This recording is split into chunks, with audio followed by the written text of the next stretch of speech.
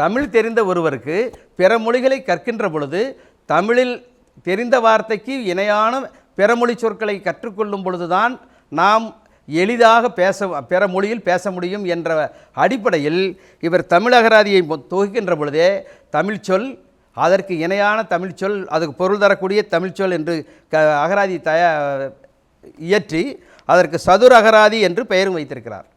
இது மட்டுமல்ல, தமிழிலிருந்து போர்ச்சுகீசியருக்கு மொழியை கற்றுக்கொள்வதற்கும் தமிழிலிருந்து லத்தீன் மொழிகளை கற்றுக்கொள்வதற்கும் அகராதிகளை தயாரித்து நமக்கு வழங்கியிருக்கிறார். இப்போ தமிழ் மொழியிலிருந்து பிற மொழிகளை கற்பிப்பவர்களுக்கு தமிழில்தான் தமிழ் சொல்லுக்கு இணையான சொல்லைத்தான் நாம் கற்றுக்கொள்ள வேண்டும், அதுதான் எளிதாக இருக்கும் என்பதை இவர் தன்னுடைய செயல்பாட்டின் மூலமாக நிரூபித்திருக்கிறார். ஆனால் நாம் என்ன செய்கிறோம், ஆங்கில சொல்ல சொல்லி அதுக்கு தமிழ் அர்த்தம் என்ன, அதுக்கு தமிழ் அர்த்தம் என்னான்னு சொல்கிறோம். நான் என்னுடைய வகுப்பறையில் தமிழ் சொல்ல முதல்ல எழுதி அதற்கு இணையான ஆங்கில சொல்லத்தான் நான் எழுதி போடுவேன். அதுக்கு என்ன காரணம், தமிழ் சொல்ல அவனுக்கு தெரிந்த சொல், அதுக்கு ஆங்கிலத்தில் என்னென்னு தெரிஞ்சால் அவன் பேசும்பொழுது சுலபமாக பேச முடியும்.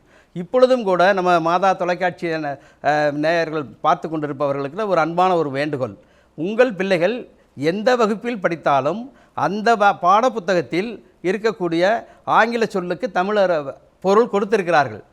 அதை ஒரே ஒரு சின்ன வேலை செய்யுங்கள், தமிழ் சொல்லை முதல்ல போட்டு ஆங்கில சொல்ல பின்னால் எழுதி உங்கள் வீட்டிலேயே ஒரு அட்டவணை மாதிரி போட்டு தொங்க விடுங்க.